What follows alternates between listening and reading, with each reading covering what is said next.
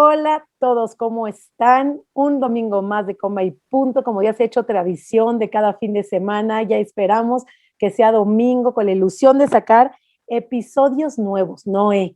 Y ahora tenemos un temazazazo que me apasiona, que me encanta, que hemos tenido ya mucho tiempo programándolo, preparándolo y hoy llegó el día de que este episodio suba para poderlo compartir con todos ustedes. ¿Cómo te encuentras este fin de semana, Noé? Me encuentro muy bien, bien salado el tema que vamos a hablar hoy. Vamos a generar muchas controversias, capaz de que vamos a darle la bienvenida a todos los que quieran dejar hates. Pero antes de dejar el hate, si no les gusta la información y la sienten como muy así nuevita, escuchen la información, eventualmente les va a causar total sentido, como a todos. Eventualmente nos causó total sentido y pudimos entender más allá de lo que veníamos manejando, así que hoy va a ser bastante controversial. Controversial pero liberador, Noé, como son todos los temas que hemos manejado. Es un tema que no se ha hablado y de hecho creo que somos pioneras en hablar de este tema. Estamos hablando de lo que es el cuidado de la diabetes con un enfoque de peso neutral, que no sea centrado en el peso de la diabetes, de la resistencia a la insulina, porque cada que va a ser el doctor, siempre, o bueno, no me gusta decir siempre y nunca, pero la mayoría de las veces, o casi siempre, que vas a un médico y presentas tu glucosa elevada, tu insulina elevada, llámese una resistencia a la insulina, una diabetes, la primera condición que te dicen es baje de peso. Tienes que bajar de peso. Y yo les pregunto a todos los que nos están escuchando, ¿cuántas veces han intentado ya bajar de peso? ¿Cuántos kilos han bajado? ¿Cuántos kilos han sufrido? ¿Cuánto sufrimiento y cuánto tiempo de sus vidas han sostenido con nada de azúcar, con nada de carbohidrato? Y para también acompañarnos en este tema, tenemos a una doctora muy especial que es parte de nuestro equipo en el curso que también estamos por dar. Forma parte del equipo, somos compañeras de estudio y ya ha estado aquí con nosotros en este episodio, en este podcast y es parte de la familia Comi Punto, es parte de Noé, de Sari, así es que le damos la bienvenida a la doctora Iracema. Bienvenida, gracias por estar aquí con nosotros. Hola chicas, muchas gracias por tenerme aquí de nuevo, por tenerme en su casa, muy contenta, muy emocionada sobre pues el proyecto que estamos desarrollando, ¿no? El curso del cuidado de diabetes desde una perspectiva no pesocentrista. Creo que es un tema muy actual, ¿no? Un tema que requiere mucho abordaje compasivo, ya que somos un país que, una población que actualmente está viviendo en todo el mundo cifras altas, ¿no? De esta enfermedad, resistencia a la insulina, diabetes, y pues se requiere de nuevas estrategias para atender a este tipo de tratamientos. Yo quiero decir que yo soy una persona que vive con resistencia a la insulina. Yo fui diagnosticada hace un año con resistencia a la insulina y pues realmente no es un diagnóstico sencillo, ¿no? No es un diagnóstico que uno diga, ay, ¿qué tal? No importa, ¿no? Sí estresa. Yo me estresé, tengo pacientes que viven con este problema y evidentemente, pues la primera vez que te dicen, tienes un problema con la glucosa, tienes un problema con la insulina, te cambia toda la estructura de pues, tus pensamientos, porque ahora te preguntas, ¿cómo es que voy a comer? Si voy a desarrollar diabetes, me voy a complicar, tengo que hacer demasiado ejercicio, tengo que dejar de comer ciertas cosas. Y yo, a pesar de que ya estoy desde hace 2 años en este paradigma, pues debo confesar que claro que me asusté, ¿no? Dije, ¿ahora qué cambios tengo que hacer en mi vida para no complicar esta enfermedad y que no tenga las consecuencias pues graves que sabemos que puede llegar a tener el desarrollo de diabetes o una resistencia a la insulina mal cuidados, ¿no? Claro, claro está, pero sin embargo, ya meten miedo con la diabetes, con la resistencia a la insulina, genera muchísimo miedo y vamos a empezar desde la parte cuando en el glucómetro, cuando en los análisis de sangre ves el número elevado. Se siente una culpa espantosa. Y lo que queremos aquí decirles es, no es tu culpa. Las condiciones y las cosas pasan, suceden. Y generalmente te hacen creer que es tu culpa porque comiste demasiado azúcar, porque cansaste a tu páncreas, porque ya estás sacando demasiada insulina y ahorita vamos a hablar un poquito de lo que es la resistencia, la diferencia de lo que es la diabetes, pero ver ese número causa vergüenza, causa miedo, causa muchísima ansiedad y causa una sensación de impotencia. ¿Y ahora qué voy a hacer? Y en ese momento dices, se acabó, no voy a comer ningún carbohidrato, no voy a comer ningún azúcar, me lo voy a pasar haciendo ejercicio, voy a ir a correr todos los días y me voy a tomar mis medicinas. Y también en el punto de las medicinas causa mucha resistencia.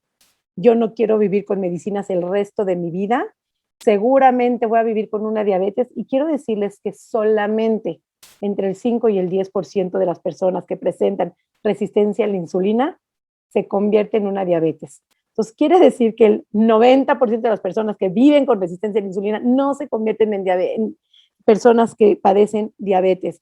Entonces, lo que vamos a tratar en este episodio es de bajar esa vergüenza, de bajar ese miedo, de bajar esa ansiedad. Así es que bienvenidos a este episodio que va a causar sensación, liberación y relax, bajar esa ansiedad, porque las cosas suceden, los cuerpos se enferman, dejan de funcionar y así es como vamos a vivir poco a poco sin la restricción al comer y sin enfocarnos en el peso. Noé. Este episodio además es muy esperado, o sea, todo el público, los que ya son parte de la familia como punto y los que recurrentemente recurren al podcast, a los episodios todos los domingos, ya saben que hablamos de liberación de las dietas, ya saben que hablamos de aceptaciones, de la aceptación corporal, de la diversidad de cuerpos. Pero en casos específicos es impresionante los comentarios que nos dejan en casos específicos de que, y no, pero yo tengo resistencia a la insulina y yo diabetes, todo muy bonito lo que me decís de la libertad de las dietas, todo muy bonito lo que me decís de la aceptación de todos los cuerpos y la diversidad de talles, pero yo sí tengo que bajar de peso por mi salud, yo sí tengo que bajar de peso por la diabetes, yo sí tengo que hacer dieta, yo no puedo hacer comer intuitivo, yo no puedo liberarme de las dietas porque tengo que seguir este tipo de restricción alimentaria porque yo sí es por mi salud. Entonces yo creo de que este episodio va a ser para contemplar todas esas consultas que surgen, porque sí, todo muy bonito, ¿no? De lo que hablan con la Sari, lo que hablan con todos los profesionales y con la doctora Iracema también, pero en mi caso no. Entonces va a ser justamente para eso. Yo que esto que mencionas, creo que es sumamente importante porque cultura de la dieta actualmente se ha adueñado de la salud, ¿no? En un principio, cultura de la dieta tenía mucho que ver con estética. Y lo que buscaba la gente era, pues, voy a hacer dieta para estar más delgada y poder entrar en la ropa de moda, ¿no? Porque estaba de moda estar delgado, pero ya ahorita no está de moda, ¿no? O sea, ahorita lo que llama la atención de cultura de la dieta es perseguir esta salud, lo que le llaman la cultura del wellness, ¿no? Sí, como limpios y como orgánicos y como superfoods, sí, como sin ciertos aditivos, sin azúcar, sin grasas nocivas, entonces me voy a librar de todas las enfermedades, ¿no? Entonces creo que es lo que ha secuestrado actualmente cultura de la dieta, el hacernos creer que tenemos que hacer estas reglas estrictas que son aprisionantes para poder tener salud y en especial si tienes un padecimiento de este tipo, un padecimiento metabólico, pues con mayor razón, ven a nosotros, dice la cultura de la dieta, porque entonces yo te voy a sanar, yo te voy a hacer sentir bien, no vas a tener que usar medicinas, no vas a tener que estar esclavizado con esta enfermedad si es que sigues mis reglas del juego, ¿no?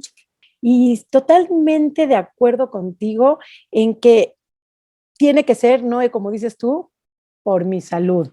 Tengo que bajar de peso. Y claro está en todos los estudios científicos que tienen que ver con la diabetes, con la resistencia a la insulina, que si bajan el azúcar, si hacen ejercicios, si restringen la alimentación, claramente pues bajan los niveles de glucosa en sangre, bajan los niveles de insulina en sangre y todo es maravilloso el primer año.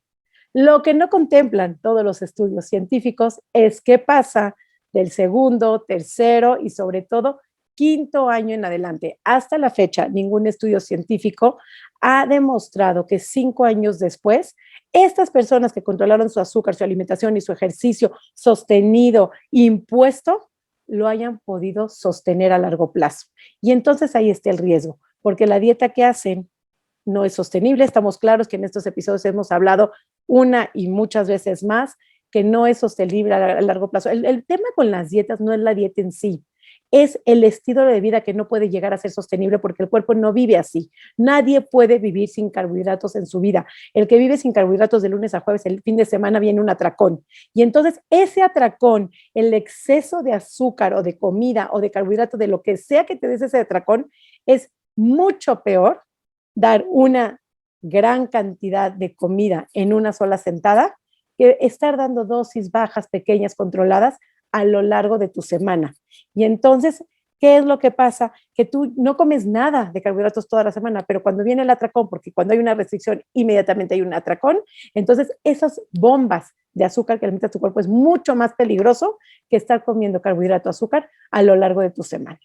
Y eso también es lo que hablamos cuando, desde el diagnóstico, digamos, y desde la prescripción del profesional de la salud, de que es baja de peso por tu diabetes o hacer este tipo de alimentación, que tienes restricción de cierto grupo de alimentos por tu resistencia a la insulina, lo que está creando, digamos, todo el campo de juego para que se desarrolle una conducta desordenada con la comida. Y justamente lo que terminas obteniendo es el resultado contrario, porque al final las cosas que te prohibís son las que después vas a tener más inclinación a tener un atracón, un episodio de descontrol. Tu peso va a empezar a fluctuar. Y ya sabemos que todos los indicadores de salud son peores en las personas que tienen esas fluctuaciones yo-yo temporales de pesos bajos y de pesos altos, que a que te hubieras quedado en el peso en el que estabas y sin tratar de intervenir en tu peso, eso hubiera generado más salud a largo plazo.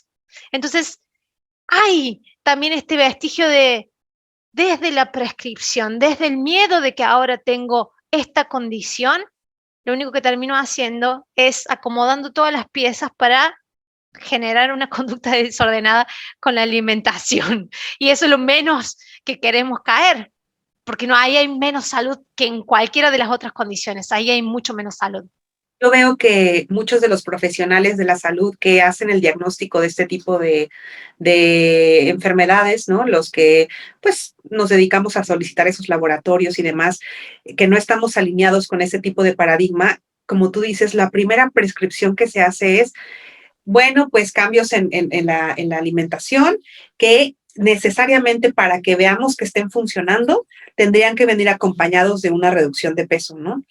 Y claro que cuando una persona es diagnosticada con este tipo de trastornos, pues claro que tiene que haber cambios, ¿no? Tiene que haber ciertas conductas que vayan destinadas a mejorar los patrones metabólicos y demás, ¿no? No estamos diciendo que te hagan el diagnóstico y te quedes exactamente igual, ¿no?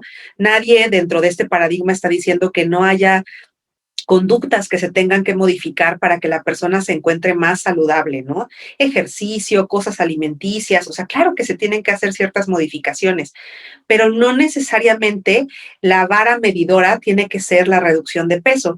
Y pareciera que todos los profesionales de la salud que se dedican a tratar este tipo de enfermedades es que si no bajas de peso, no te vas a controlar, no te vas a curar, porque ahora al parecer se cura la enfermedad con cirugías para bajar de peso, se cura con dietas demasiado restrictivas, pero como tú dices, Ari, el problema es que no se ponen a ver la ciencia que dice cuánto tiempo, y no solo cuánto tiempo, toda la presión que vas a generar en la persona, todo el estigma del peso que vas a ocasionar, la discriminación, todo lo que viven estos pacientes en un consultorio, el peso que tiene, ¿no? Sobre la persona que está viviendo el diagnóstico.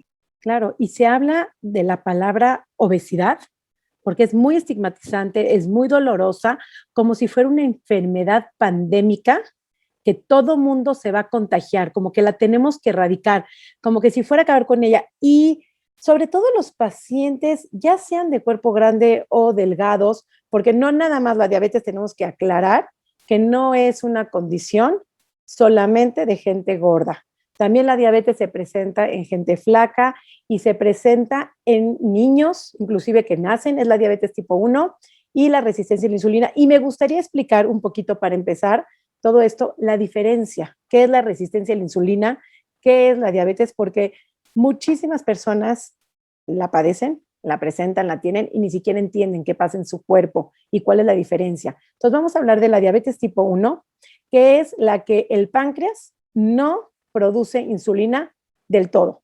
Entonces ahí sí necesitan inyectarse la insulina porque no producen insulina del todo. Entonces, para estas personas, los productos light, de stevias, de dietas, todo eso, pues les funciona perfecto porque saben algo dulce, su páncreas de todas maneras no produce insulina, entonces no necesitan esa insulina porque son productos, digamos, light y no producen insulina. El siguiente grupo, que es la diabetes tipo 2, que no son insulinodependientes, que probablemente necesiten de una metformina, de ciertos medicamentos o no, dependiendo del grado de diabetes, pero generalmente cuando ya presentan diabetes se les da medicamento y eso es una invitación a que si necesitas medicamento, lo necesitas. Hagas ejercicio, comas menos carbohidrato, el que necesita la metformina o necesita el medicamento, no pongan resistencia, no está mal, están estos medicamentos para permitirte hacer tener una mejor calidad de vida. Entonces, los que tienen diabetes tipo 2 sí producen insulina, pero no en las cantidades suficientes para que toda tu glucosa que está en sangre pueda entrar a la célula y ser utilizada como energía. Entonces, cuando no tienen tanta energía, están cansados, viven a lo mejor con mucha sed. Ahorita quiero que la doctora nos diga también los síntomas de la diabetes de tipo 2, pero viven con sed, hacen mucha orina y no entra suficiente insulina en sangre porque no tienen suficiente glucosa en sangre porque no tienen suficiente insulina. La diferencia de la resistencia a la insulina, si entra la glucosa a las células, sí tienen energía, pero para que eso suceda por completo, se requiere de mucha insulina porque la insulina, los niveles normales de insulina que deberían de generar para la cantidad de azúcar, no está pudiendo entrar. Es decir, como si unas llaves tuvieran que abrir la célula, pero esas llaves están barridas. Entonces, no están pudiendo abrir la célula para que entre la suficiente insulina. Y hay mucha glucosa en sangre, entonces se le avisa al páncreas que necesita más insulina y entonces el páncreas genera el doble de insulina y entonces por eso en la resistencia de insulina tienes una elevada insulina en sangre. No sé si quieres agregar algo más, Dira. Pues quisiera tocar dos temas que creo que me parece muy importante que dijiste. Uno es que si tienes una enfermedad y requieres un medicamento, no tendría por qué ocasionarte estigma, ¿no? O sea, decir, no, no debería.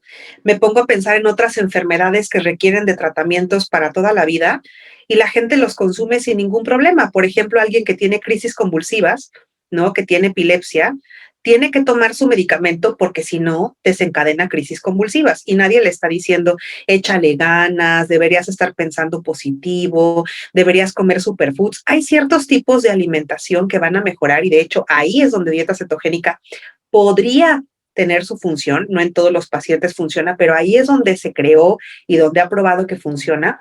Pero bueno, esas personas toman sus medicamentos y nadie les está estigmatizando. O por ejemplo, si tu páncreas, que también produce otro tipo de productos como enzimas, ¿no? Para digerir las proteínas, no las produce, la gente tiene que tomar enzimas por fuera, enzimas digestivas para poder comer y que se digiera el alimento y nadie les está diciendo, oye, ¿cómo crees que no puedes digerir la comida?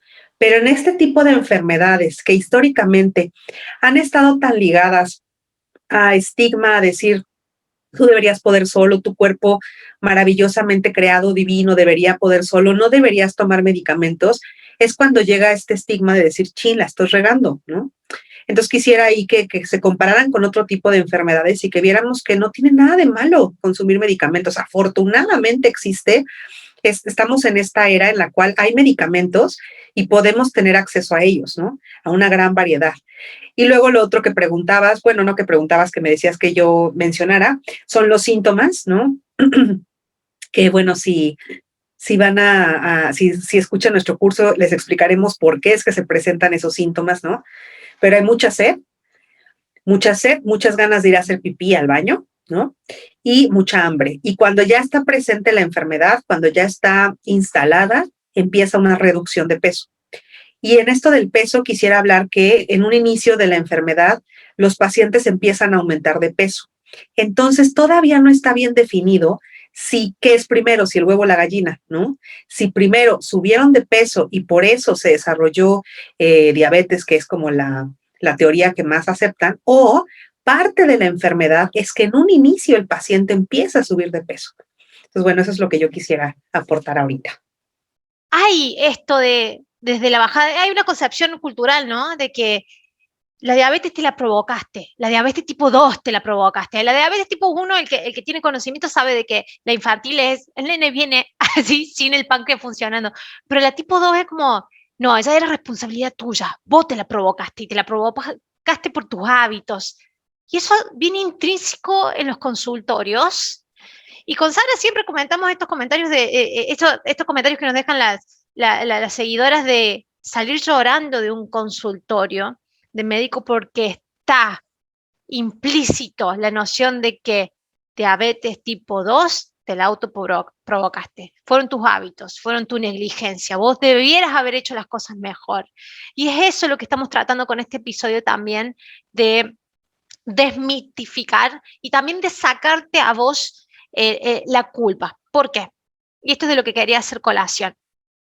Y desde lo que, digamos, yo aporto desde mi especialización en reconexión con el cuerpo. Cualquier tipo de situación percibida genera un cuadro de lo que se denomina estresivo, siempre va a estar ligado a la secreción de cortisol. Y nosotros sabemos lo que produce el cortisol en el metabolismo de la glucosa. Y sabemos la incidencia que tiene también en la patología en la que estamos tratando de, capaz que controlar, que la estamos tratando de asimilar. El que nos sintamos culpables por esa patología, lo único que está provocando es que estemos intensificando síntomas, que le estemos echando literalmente leña al fuego. Entonces, si algo tenés que sacar de este episodio es líbrate de esa culpa, porque no va a sumar. La culpa no va a hacer de que te liberes de eso y va a hacer de que vos te pongas las pilas para revertir la situación y no tener la diabetes. La culpa lo único que va a estar haciendo generar es que le eches leña al fuego, capaz que intensifiques síntomas. Entonces, desde tu parte de tu sistema nervioso, desde tu percepción y desde tus emociones, ¿cómo vos lo podés estar ayudando? Es estando calma, confiando primero de que puedes conectarte con tu cuerpo y echar la culpa a la basura, porque no va a ayudar. No, Para nada. al contrario, el estrés agrava la condición, estigmatiza los cuerpos y hay una meta que se dice, todos los cuerpos necesitan ser cuidados y sobre todo más los estigmatizados como un cuerpo grande, como un cuerpo de color, como los discapacitados. Son cuerpos estigmatizados. Y hay una frase que se dice, el mismo tratamiento para todos los cuerpos. Esa es la meta. Los cuerpos gordos, los cuerpos discapacitados, los cuerpos delgados deben ser tratados de la misma manera, exactamente igual. Entonces yo me pregunto, si llega un paciente delgado con diabetes, ¿qué le dicen? ¿Baja de peso? Pero al gordo sí le dicen baja de peso. Entonces, yo creo que si quitamos ese baja de peso y podemos tratar al cuerpo, a la persona con diabetes, con los mismos índices, números de diabetes, resistencia a la insulina, delgada o gorda, el mismo tratamiento. Al flaco lo mandas a hacer ejercicio, bueno, pues igual a la persona gorda. Le mandas medicamento a uno, pues igual le mandas medicamento a uno. Cada uno lo que necesite, pero no nada más centrarse en el peso, porque sería como una medicina floja decirle al gordo, baje de peso, no coma azúcar, no coma harinas y ya con eso la hacemos. No, no es cierto. ¿Cuántas veces has visto tú que nos estás escuchando afuera que si padeces diabetes, si padeces resistencia a la insulina, que aún que quites los carbohidratos, que aparte que genera un estrés horrible, vives malhumorado con todo lo que hemos hablado de que no funciona quitar los carbohidratos, de que no puedes pensar, no puedes rendir, no tienes energía, la persona con diabetes, aunque nos caigan el hate, necesitan carbohidrato, porque el cerebro, para empezar, se alimenta del hidrato de carbono de los cereales. No puedes mantener un cuerpo de mal humor, estresado, estigmatizado, preocupadísimo por su salud, avergonzado por sus niveles de sangre y además malhumorado y con comida poco y haciendo mucho ejercicio. No es un tratamiento sano. Entonces, eso es lo que queremos ir desmitificando en el curso, es lo que queremos transmitirles, queremos que se incluyan, queremos transmitir esta información, el cuidado, porque sí, el tener alguna condición, y ya sea la que sea, el tener la condición, digamos, una hipertensión, como dice Selma, el que toma pastillas para la hipertensión o para la hipotensión o para lo que sea, no se estigmatiza y no se ve como, qué miedo, qué vergüenza, no le voy a decir a nadie que estoy tomando metformina o que me estoy inyectando insulina o lo que sea. Es una condición que pasa, que los cuerpos son cuerpos. Y si no les pasa una cosa, van a tomar a lo mejor medicina porque la espalda se colapsó y nadie lo ve mal y no se avergüenzan y no esconden los medicamentos. La gordura no es una vergüenza, no debería de ser una vergüenza y lo que se avergüenza y se estigmatiza son estas enfermedades relacionadas con el sobrepeso, con la obesidad, con la gordura, porque no es lo mismo, fíjense bien el ejemplo que voy a poner, un paciente que tiene hipertensión, gordo que flaco. Al gordo se le dice, porque estás gordo te dio hipertensión. Al flaco le dirán, porque estás estresado probablemente. Yo recuerdo ahorita con tu historia, bueno, con lo que nos platicas, y casos en el consultorio, ¿no? De gente que ha llegado, por ejemplo, voy a contar la historia de una paciente, sí, evidentemente con mucho respeto, que es una paciente que está buscando embarazarse, ¿no? Y yo le diagnostiqué, sí, yo fui, resistencia a la insulina. Y pues ella quería embarazarse, pero va a la endocrinóloga y le dice, ¿pero qué te pasa? Claro que no, con ese peso que tienes, con esa resistencia, te va a dar diabetes, espérate, adelgaza y después, ¿no? Y bueno, ya que el tema de diabetes gestacional pues va de la mano de todo esto, ¿no? ¿Quiénes nos creemos para tener como una bola de cristal y decir te va a dar diabetes?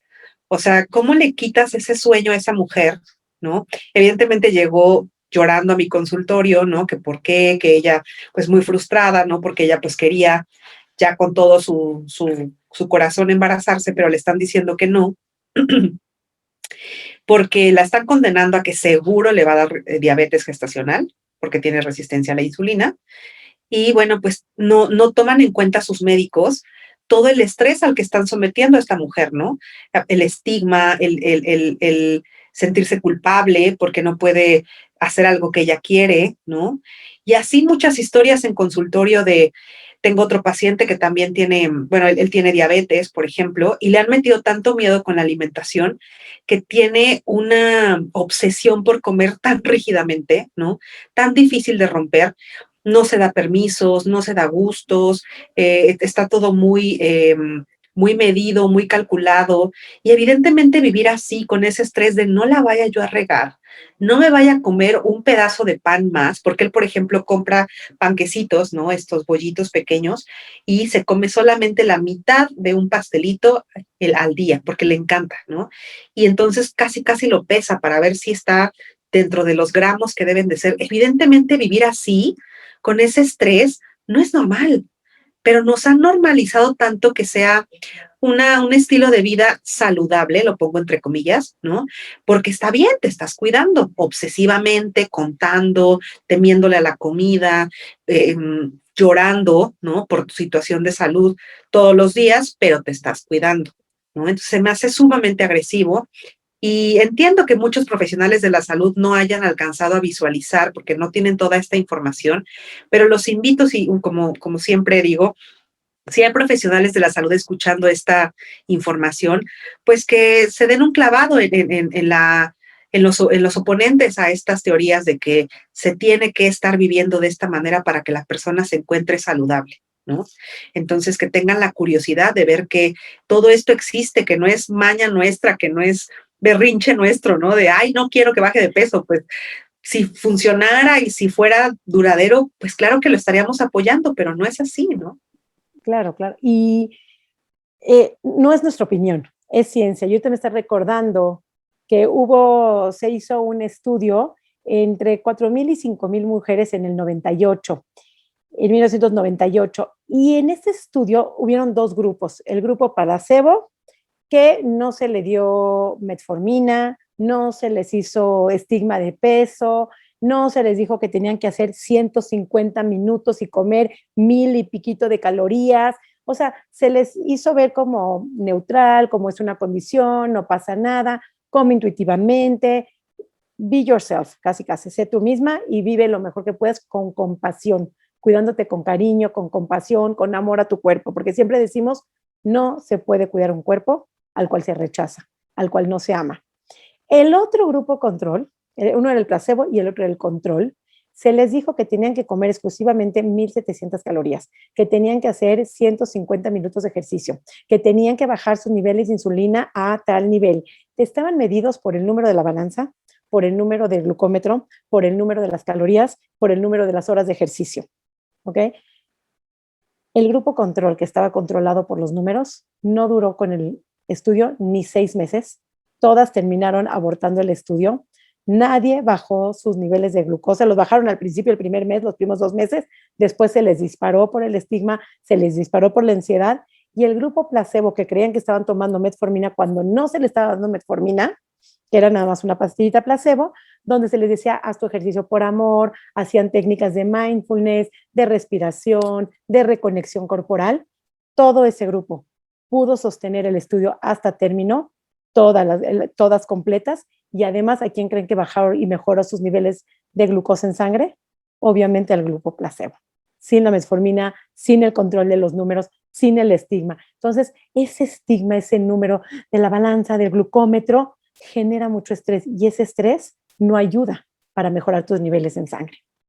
Sari, es muy similar al estudio de salud en todas las tallas que se hizo, y lo tremendo de esto, y que siempre lo recalco, es que al grupo que se le dan los abordajes tradicionales de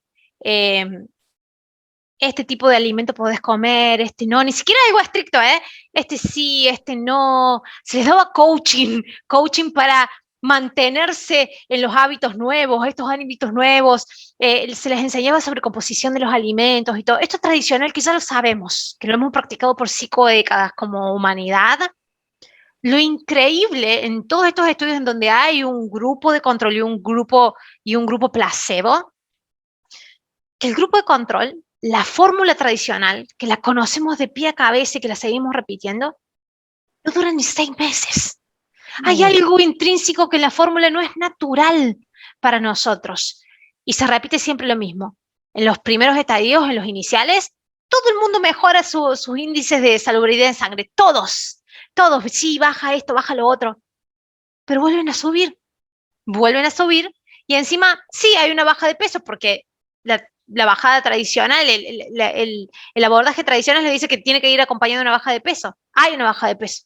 Pero lo vuelven a subir y vuelven a subirse y alterarse los índices que se habían considerado que tenían que bajarse para que fuera alguien saludable. Y lo que me llama siempre la atención es, siempre abandonan todos. Y en los grupos placebos, donde se les da la libertad, donde no se les hace concentrar en la comida, donde se les da ciertas reglas, ciertos cuidados, pero se centran más en esto de la reconexión del paciente con el cuerpo, del mindfulness, de esto de empezar a tener un sistema nervioso y una salud mental, dan muchísimo más resultados. Y parece que todo el mundo continúa, y no solamente 1 año, continúan 2 años. Hay un estudio en Nueva Zelanda, que es el que le continúa a Salud en todas las tallas. Salud en todas las tallas fueron 2 años. Del grupo placebo, ¿no? Del otro grupo se desaparecieron todos, y lo vuelvo a repetir, se desaparecieron todos. Del grupo placebo fue hasta 2 años de control. Hubo una réplica del estudio en Nueva Zelanda y se hizo 5 años. 5 años. Y parecía que esto nuevo, las personas sí lo podían mantener. Y parecía que esto nuevo daba un resultado más natural, era un fluir más compatible con el comportamiento, con la psiquis, con la emocionalidad del ser humano. Hemos estado probando durante 5 décadas una fórmula que sabemos que dura momentáneamente y después volvemos a lo mismo. No sé cuándo vamos a cambiar la fórmula. Es momento de cambiarla. Siguiendo un poco con la línea de los estudios, sabiendo un poco del tema, pero no, hablando de síndrome de ovario poliquístico, ¿no? Que está muy relacionado a resistencia a la insulina. Muy. Todas las investigaciones que dicen que dieta cetogénica es la que funciona para tratar todos los síntomas de síndrome de ovario poliquístico, incluido la resistencia a la insulina, para empezar son estudios con poquitas pacientes, ¿no? No tengo ahorita, no recuerdo el dato exacto, pero pongamos de ejemplo que son 30 pacientes y ponen 15 en el grupo de dieta cetogénica, 15 que están siguiendo otro tipo de tratamientos. Casualmente solamente terminan, así como dice Noé, el estudio de dieta cetogénica 5. O sea, la mayoría no puede sostenerlo. Y además, Dentro de las pacientes que se quedan haciendo la dieta, ni siquiera la hacen bien porque no es posible. No entran en cetosis adecuadamente durante el tiempo que dura el tratamiento, que además son pocos meses, porque no logran hacer tanta restricción.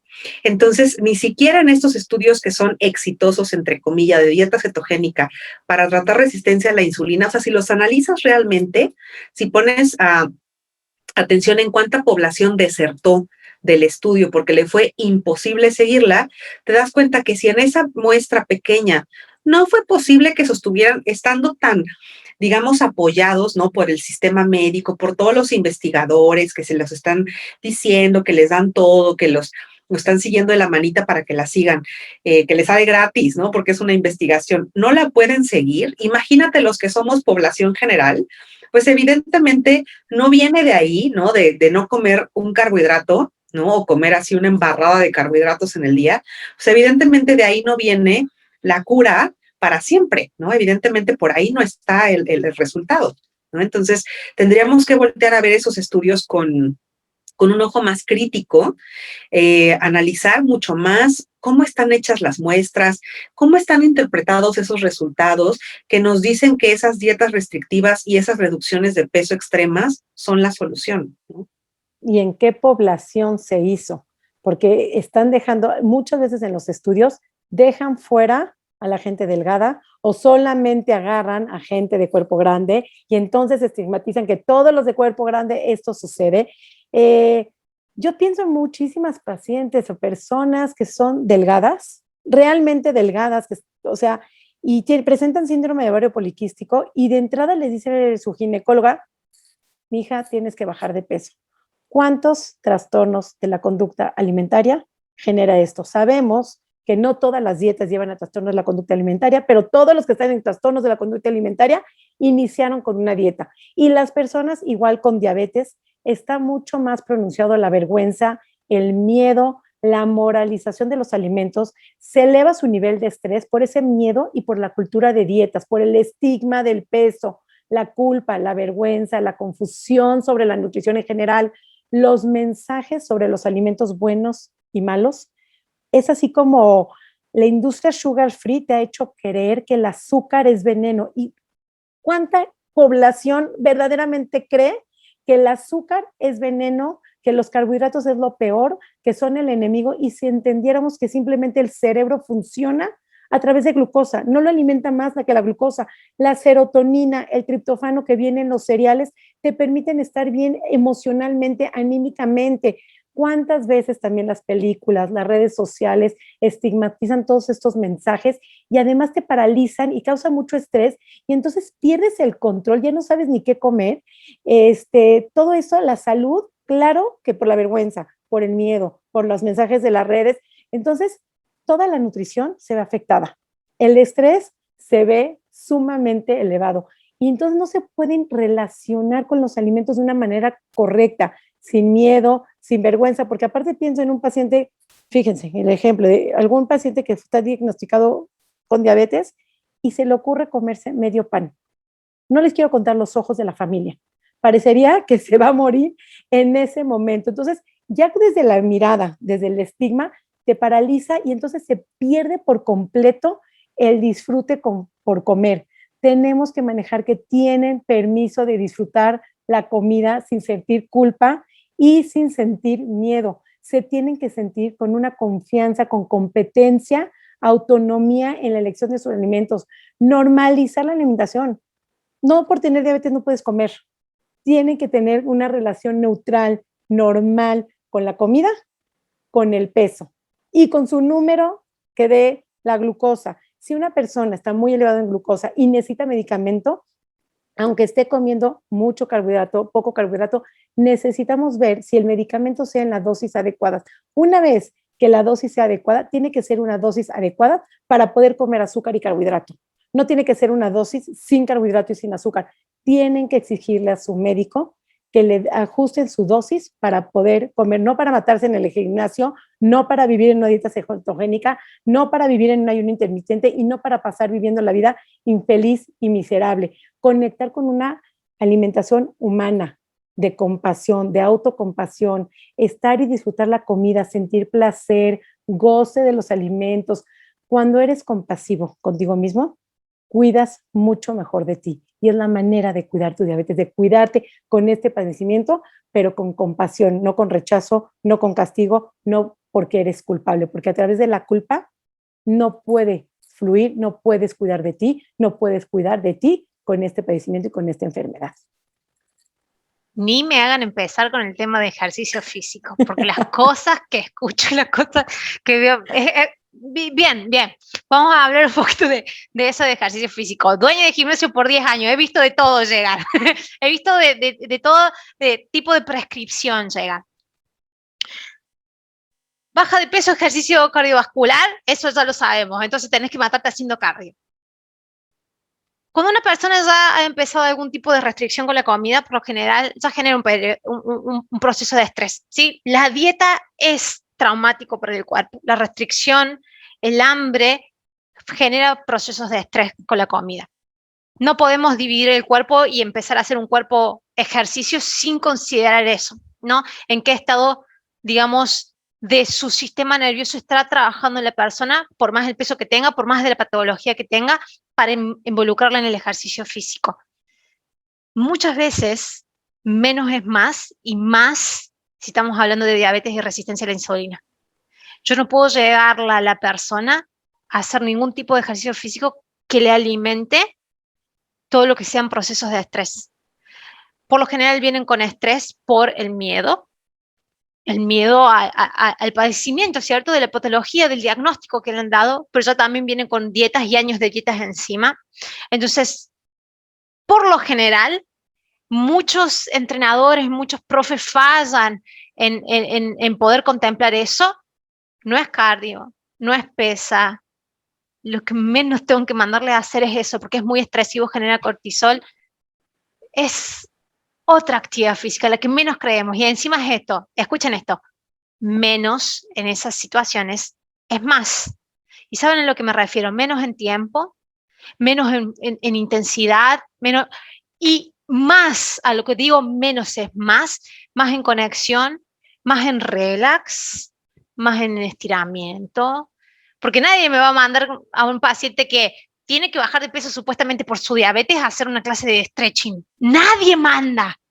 Nadie sabe de que justamente por ahí capaz de que sea la solución. Entonces también todo lo que es, no, todo lo que es prescripción de ejercicio físico en paciente diabético con resistencia a la insulina. Y ahora que puedo ver todo el espectro, porque antes cuando tenía el gimnasio no podía ver el espectro de lo que es un dietista crónico, el que ha vivido subidas y bajadas de peso, no lo mando a hacer actividad física aeróbica cardiovascular por 1 hora para bajar la glucosa y quemar las grasas. No, no lo mando. Y esto me gustaría, y esto no se habla mucho, ¿vieron? ¿Vieron que todavía no se está hablando mucho de todo lo que es ejercicio físico con la nueva bajada de visión, de empezar a entender esta fórmula que queremos dejar, que funciona momentáneamente, que también venía el ejercicio físico añadido ahí, empezar a ver toda la otra bocina que sí sabemos. Sí sabemos de que el estiramiento produce muchísima relajación, que aumenta el metabolismo también. Pero nadie manda a alguien a hacer stretching, una sesión de stretching de 15 minutos. Siempre en todo lo que es diabetes y resistencia a la insulina, menos es más. Menos es más, ténganlo en cuenta. Y hay una barrera ahí también, ¿no? Física, sociológica, psicológica para hacer ejercicio. Entonces, cuando mandas al paciente 130 minutos o 60 minutos 4 veces al día de algo que no disfruta, tampoco se vuelve sostenible, ¿no? A veces los gimnasios son poco accesibles, hay muchísimas personas de bajos recursos que presentan diabetes y precisamente a lo mejor los bajos recursos también tienen cierta predisposición a presentar diabetes, resistencia a la insulina, los gimnasios posiblemente son caros, entonces tenemos que ver de qué manera podemos hacer que el ejercicio sea cómodo, entonces, porque aparte te mandan a hacer ejercicio cardio, entonces ahí tienes al paciente de cuerpo grande haciendo jumping jacks, burpees, lagartijas, que ni siquiera puede, que ni siquiera es sostenible. Que sí, que bueno, y te hablo de las lesiones que hay osteomiofasculares, digamos. No porque es gordo, sino de porque hay una preparación para hacer ese tipo de ejercicio. No nacemos así en la vida y vamos a hacer jumpy jacks. O sea, todos tuvimos una preparación. Todo en la vida es una preparación para llegar al esplendor del performance de algún tipo de actividad física. También los cuerpos no requieren una preparación, pero estamos muy esto de que, y el cardio, y tantos minutos, y eso es rígido, está como unidireccional guiado a eso. Después apareció todo esto del metabolismo de las pesas, pero también sabemos que el metabolismo de la pesa hasta cierto punto genera un proceso de estrés en sí mismo. Tenés a todos los atletas de que, mira, hasta los atletas de alta performance lo tenés que apartar muchas veces de la actividad física porque si no te generan un cuadro de estrés. Entonces, si yo con la actividad física que estoy prescribiendo solamente lo que estoy haciendo es echarle de nuevo más leña al fuego, a la patología, al cuadro patológico que está viviendo el paciente, no me sirve. No me sirve, pero no hay mucho manejo de eso. Nos creemos de que el cardio y la pesa y tantos minutos en el gimnasio y eso me va a solucionar. La conexión con el cuerpo y el movimiento es mucho más amplio que eso. Tiene mucho más detalles y hay mucho más campo de juego en las capacidades que tiene este cuerpito. No es solamente cardio y fuerza. Hay muchísimas más capacidades por las cuales jugar. Y vuelvo a lo mismo. Si estamos bien conectados con el cuerpo, si empezamos a hacer una lectura del cuerpo y le ayudamos al paciente a hacer una lectura de su cuerpo, menos es más. Menos es más. Porque si no tenemos estas personas de que de lunes a sábado tienen 2 horas de gimnasio todos los días y tac, tac, tac, o corriendo, porque lo primero que hacen es irse a correr cuando a lo mejor tienen un medicamento que les está bajando su energía y no están pudiendo rendir. Entonces hay que ver también sus niveles de energía, su metformina, cuánto baja sus niveles de azúcar, cómo pueden hacer y romper esas barreras para que puedan ir a iniciar. Nadie dijo que no es bueno hacer ejercicio, al contrario, tenemos que encontrar la manera de buscar el hábito que sea sostenible, rompiendo esas barreras físicas, sociológicas, emocionales, financieras. Siempre el ejercicio no tiene por qué ser caro. El ejercicio siempre en mi mente debe de ser gratuito. Es inherente al cuerpo, el movimiento es inherente al cuerpo. Muchas veces necesitamos algún tipo de enseñanza, digamos, para saber cómo manipular nuestros cuerpos, pero hoy tenemos YouTube y hay 10.500 cosas. La cuestión es saber a qué podríamos acceder. Y lo mejor que es saber, lo mismo que hacemos con la alimentación, esto de también la escucha activa del cuerpo, el saber si puedo relajarme, el saber si puedo darme cierta libertad con la comida y que eso mismo va a ir regulando los episodios de atracones que tenía. También está bueno practicar la escucha activa del cuerpo en cuanto al movimiento. Y es algo de que, vuelvo a repetir, no se está hablando mucho, pero hay personas que no reconocen un dolor articular en la rodilla y un dolor muscular en la zona de la rodilla. Y eso es detalle de escucha. Es lo mismo que decir que tengo ganas de hacer pipí o popó. ¿Y cómo sabes la diferencia de uno? Porque experimentaste cómo se siente. En torno a lo que es esta máquina de movimiento y de funcionalidad que es el cuerpo, también hay ciertos tipos de escucha. Lo podemos hacer con el hambre, lo podemos hacer con nuestros estados emocionales. Ese tipo de conexión genera de por sí sola mucho más vida metabólica que el ejercicio en sí, ese tipo de escucha. Entonces, el poder llevar a las personas también a tener esa escucha activa de su cuerpo con respecto al movimiento.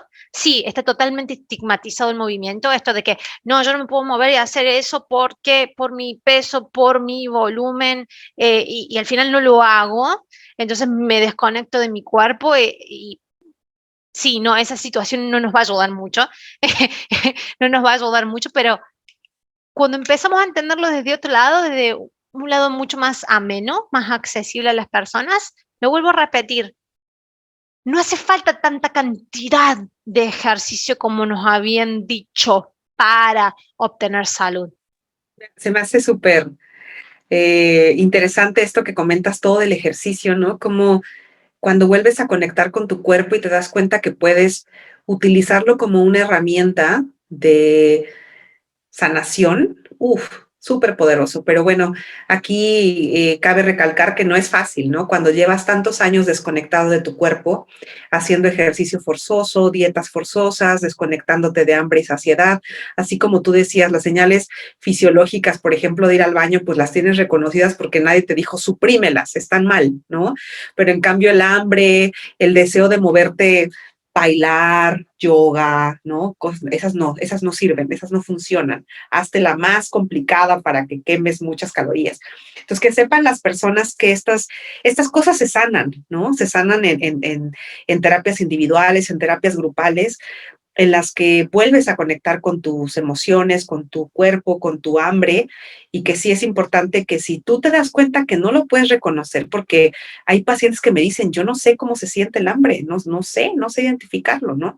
Y parte del tratamiento de este tipo de trastornos metabólicos, como es resistencia a la insulina y diabetes, requiere estar súper presente con, a ver, si me comí esto, cómo se siente mi cuerpo, sudo, me da más energía, me da sueño, me da el bajón, me siento bien, cómo se siente el glucómetro, tengo ganas de tomarme o no, identificar muchísimo a tu cuerpo, y si estás súper desconectado de él, va a ser muy complicado. Entonces, si detectas que necesitas sanar esa relación, pues será importante que, si necesitas, pues te acerques a un profesional que te ayude a volver a sentirte en armonía.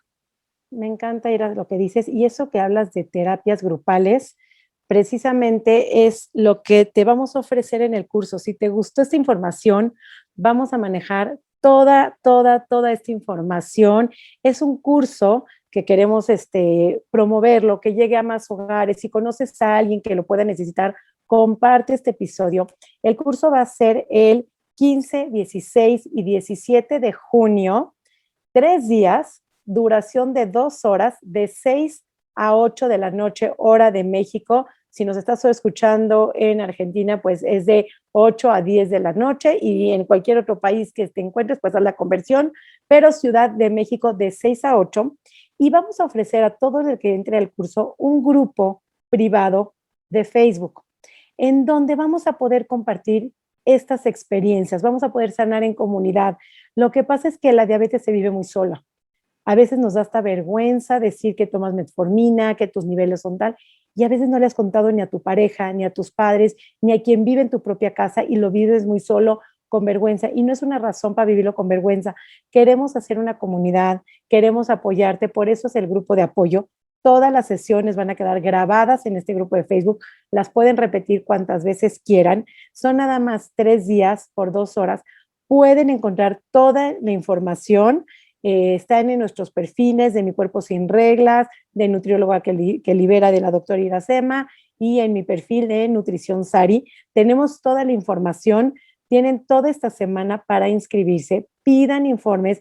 Tenemos todos nuestros canales de que nos pueden mandar mensaje directo, inbox, Facebook, para que formen parte. Vamos a estar las 3 juntas compartiendo todo nuestro conocimiento, todo lo que tenemos, todas las herramientas, para que vivas en esta vida en una atención mucho más gentil, mucho más plena, mucho menos dolorosa, mucho menos vergonzosa, mucho menos estresada, estigmatizada, y sobre todo limitándonos a trastornos de conducta alimentaria, porque también esta desinformación de alimentación genera tanto estrés que luego cae un alto índice de pacientes con diabetes y resistencia a la insulina, genera trastornos de la conducta alimentaria. Entonces, para prevenir esta soledad, para prevenir este dolor y la vergüenza, armamos este curso que es para ti. Si te gustó la información, si crees que la necesitas, si te gustaría formar parte de la comunidad de pacientes con resistencia a la insulina, diabetes, en enfoque no centrado en el peso, de peso neutral, alimentación neutral,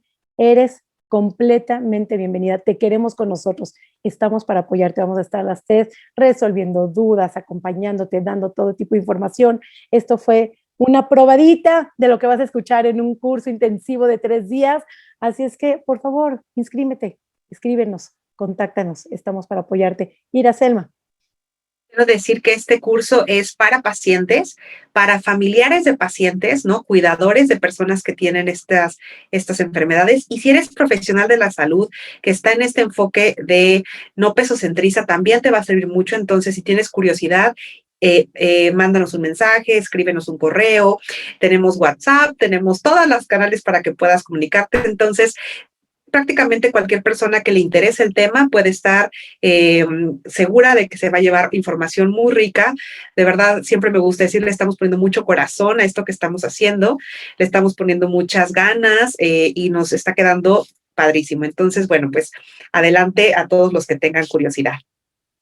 Van a quedar los links disponibles en todos nuestros perfiles, se lo dijo Sara, tanto de la doctora Ira, como de Sari, como mío, pero al pie de este video, si estás viendo el podcast en YouTube, en cualquier lugar que veas este video, al pie de este video va a haber un link. Métete el link, ahí tenés toda la información y además, una vez que dejes tus datos, tu email, tu nombre, para que nosotros nos contactemos, entras a un grupo de WhatsApp. Quédate en el grupo de WhatsApp. Así recibís información, recibís videitos, siempre damos algún regalito, cosas así, todo el mundo lo sabe. Así que busca el link, está al pie de este video. Vas a obtener información de estudios científicos, información científicamente validada, liberadora.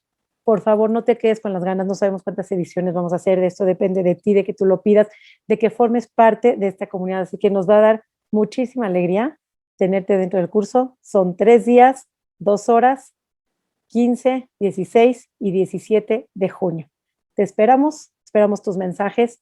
Gracias por el espacio, gracias por estar aquí en Con Mi Punto, gracias por formar parte del equipo, a Noé, a Iracema Vázquez. Somos todo un equipo, tenemos doctora, fisioterapeuta, nutrióloga, que estamos para ti, armando lo mejor, poniéndole todo el corazón para que esta información puedas vivir una vida en paz y en tranquilidad. Gracias por esta hora.